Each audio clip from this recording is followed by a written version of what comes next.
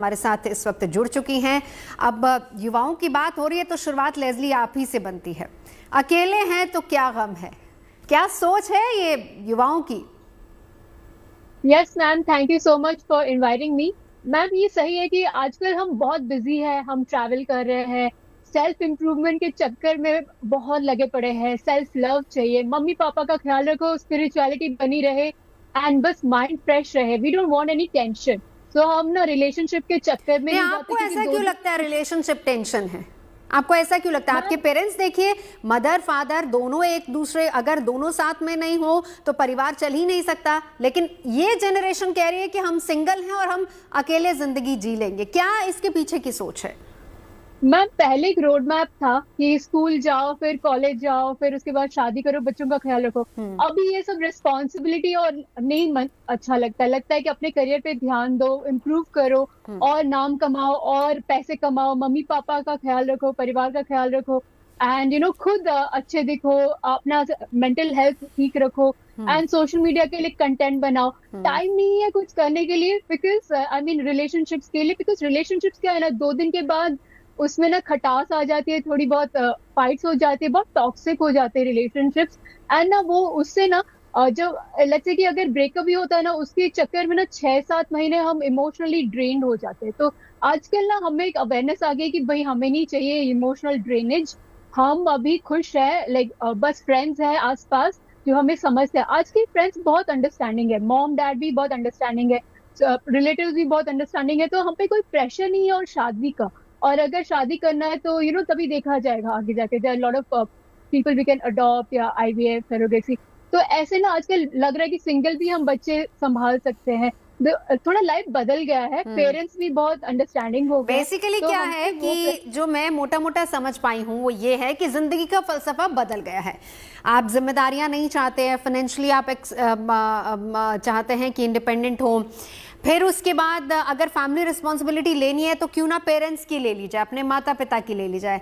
और उसके बाद आपको लाइफ में बहुत कुछ करना भी है, उसके लिए आप नहीं चाहते किसी तरह का स्ट्रेस हो। और कहीं ना कहीं आपकी जनरेशन को ये लगता है कि रिलेशनशिप में जाके स्ट्रेसफुल लाइफ ज़्यादा होती है, वो स्ट्रेस ज़्यादा है रादर देन रिलैक्सिंग। अगर मैं गलत नहीं हूँ तो इसको सम अप करें तो।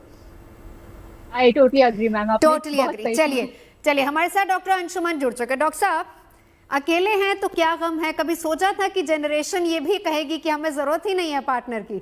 मतलब ये सोशल मीडिया के जमाने में हम कहें कि उसका कहीं ना कहीं असर है, या जिम्मेदारियां नहीं लेना चाहता है यूथ आज का? बिल्कुल आपने सही कहा। देखिए, सोशल मीडिया जो डिजिटल कर लो दुनिया मुट्ठी में जब हुआ तो ये कन्विंस कर दिया कि virtual world is the real world. इनको कन्विंस कर दिया इस जनरेशन को, एक काल्पनिक दुनिया में जीने की आदत डाल दी। जबकि नेचुरल थ्योरी ऑफ इवोल्यूशन देखें कि इंसान जब आगे बढ़ा तो 2 ही जेंडर की बात हुई कि मेल फीमेल, चाहे प्लांट हो, पशु पक्षी हो, इंसान हो, दोनों जेंडर एक दूसरे के पूरक होते थे। वो चाहे मैरिज की परंपरा जब आई थी, जब हंटेरियन कल्चर था तो मैरिज की परंपरा नहीं थी तो भी, लेकिन पूरक एक दूसरे के थे। अब इसको मोनोगमी, लिविंग रिलेशनशिप और गे लेस्बियन इसमें कन्वर्ट कर दिया गया। ये अगेंस्ट नेचर है। इसका रिजल्ट मिलेगा, अभी नहीं, 15-20 साल रुक जाइए। मेडिकल साइंस के नजरिए से बता रहा हूं, इसका रिजल्ट बहुत जल्दी आना है। जहां तक बात है रेस्पॉन्सिबिलिटी नहीं लेने की, अगर रिलेशनशिप में आने से रिस्पॉन्सिबिलिटी की प्रॉब्लम हो रही है, एक उदाहरण के तौर पे बताता हूं। अगर सड़क में फ्रिक्शन ना दिया जाए और टायर में फ्रिक्शन नहीं दिया जाए तो गाड़ी स्किड करेगी, एक्सीडेंट होगा। सिमिलरली पुराने जमाने में जो लेस्ली तो बच्ची हैं, इन्होंने नहीं देखा होगा, चाकू की धार जब घिस जाती थी ना तो उसको रेक माल से घिसा जाता था फिर से तेज तर्रार करने के लिए। आज की लाइफ हेडोनिस्टिक लाइफ इसको बोलते हैं, सुखवाद की जिंदगी। ब्रेन में एक लिम्बिक सिस्टम है, डोपामिन रिलीज होता है। इस डोपामिन की क्रेविंग के लिए ये सारा सिस्टम चालू हुआ है जो क्षणिक है। आपने जैसे alcohol, cigarette, sex, pornography, shopping, social media, इसमें आपको वही रिलीज होता है जो कोकेन में और इन सब में रिलीज होता था जी। मैरिज या कम्युनिटी बॉन्डिंग या फैमिली बॉन्डिंग सेरोटोनिन रिलीज करता है। सेरोटोनिन एक संतोष देता है, कंटेंटमेंट देता है। ये लाइफ हटती जा रही है, हैप्पीनेस की लाइफ, हेडोनिस्टिक लाइफ आ रही है। अमेरिका इस दौर से गुजर चुका, इसलिए आपने देखा होगा अमेरिका में सुसाइडल रेट बहुत बढ़ा। जापान गुजरा, वहां सुसाइड रेट बढ़ा, अब गवर्नमेंट वहां इंसेंटिव दे रही, शादी करो, घर बसाओ। कोरिया भी गुजर रहा है इसमें। कोरिया के में सबसे बड़ी वजह जो मैंने वहां जब मैंने बात की, उन्होंने कहा फाइनेंशियल प्रॉब्लम, मतलब इतने पैसे नहीं है कि हम घर बसा सकें। यहाँ वो इशू तो यहाँ भी है, वो इशू तो हमारी सोसाइटी में भी है। चलिए एक बार डॉक्टर ज्योति कपूर को मैं इंक्लूड कर लेती हूँ।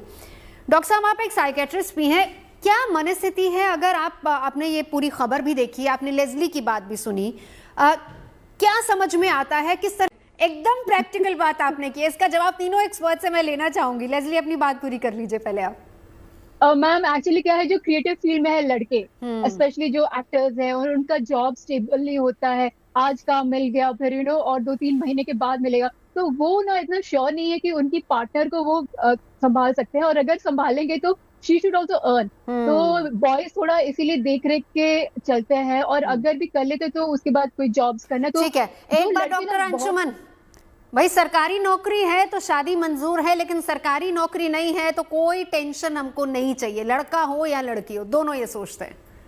अभी देखिए कि फाइनेंशियल कंडीशंस, जॉब्स, ये सब चीजें कितनी इंपॉर्टेंट है, पूरी सोच जनरेशन की बदल दी है। बिल्कुल, ये बिल्कुल सही है। Constant and continuous source of earning पहला क्राइटेरिया। दूसरा क्राइटेरिया स्टेबिलिटी ऑफ जॉब, लड़के हो लड़की हो।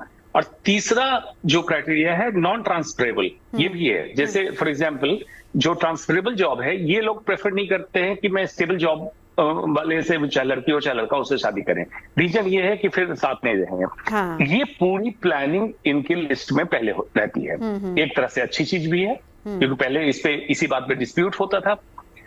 उसके बाद भी इतना हैंडसम अमाउंट ऑफ इनकम चाहिए जिससे घर दोनों का कंट्रीब्यूशन होता है, इंक्लूडिंग ईएमआई कैलकुलेशन और सारा कुछ, ये चल जाए।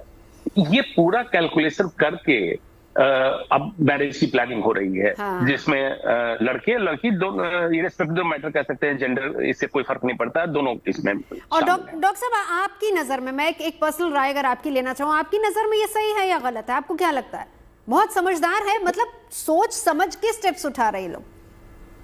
मैं यही बता रहा हूं, मेरे ऊपर के जनरेशन में ये होता था, जब रिटायरमेंट का जो भी पीपीएफ या क्या बोलते थे मिलता था, हाँ। तब लोग घर खरीदते थे। हमारे जनरेशन ने किया, ईएमआई पे घर खरीद लिया, हाँ। 35 साल की उम्र में। हाँ। और अब जो जनरेशन है शादी से पहले चाहता है सारी स्टेबिलिटी। एक तरह से कहिए, हर इस समय मानिए कि नेक्स्ट जनरेशन प्रीवियस जनरेशन से स्मार्टर होता है, इसको एक्सेप्ट करना चाहिए। जी जी, एक बार डॉक्टर इस मामले में तो ठीक है, एक बार डॉक्टर ज्योति, डॉक्टर ज्योति, इन्हीं सवालों पर आपका रिएक्शन, आपका जवाब, और आपको क्या लगता है कि ये जनरेशन पूरा हिसाब किताब, बही खाता एकदम लिख के सेटल करके फिर आगे बढ़ती है?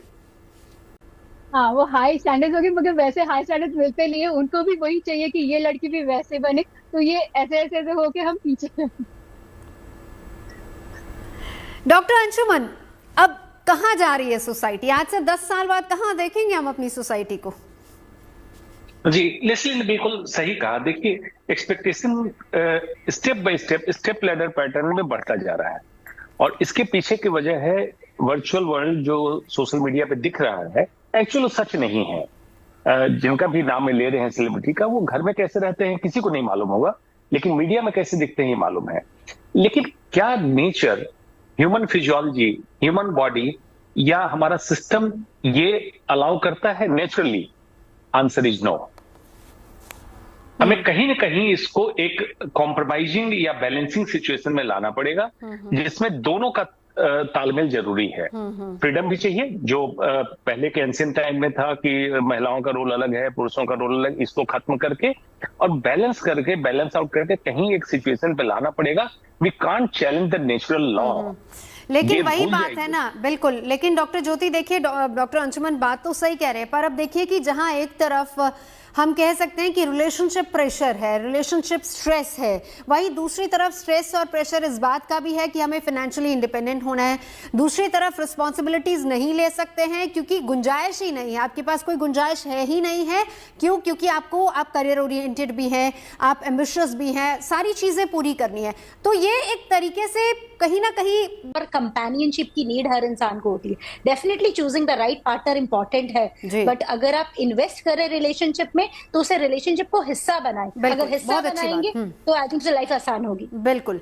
डॉक्टर अंशुमन, जी, देखिए इसका ये मतलब नहीं हुआ कि अगर आप मैरिज या रिलेशनशिप या लाइफ पार्टनर की तरफ जाते हैं तो compromising rest of the thing, जो लेस्ली या जेनजी की जो भी डिमांड है उसको कॉम्प्रोमाइज करने की कहीं बात नहीं है, बैलेंस करने की जरूरत है। और जो परफेक्ट या राइट पार्टनर का डेफिनेशन ढूंढ रहे हैं, आर्टिफिशियल इंटेलिजेंस बेस्ड डेफिनेशन आप देख रहे हैं सोशल मीडिया पे, वो डेफिनेशन नहीं है। नेचुरल इवॉल्व जो सिस्टम करेगा उसका डेफिनेशन बिल्कुल अलग है, उसको एक्सेप्ट करें। ठीक है, इन्वेस्टमेंट है, रिश्ते एक इन्वेस्टमेंट है और उनमें भी वक्त देने की जरूरत है। आप तीनों खास मेहमान और साथ ही साथ लेस्ली, आपने जेन ज़ी का पक्ष यहाँ पर रखा है, इसके लिए बहुत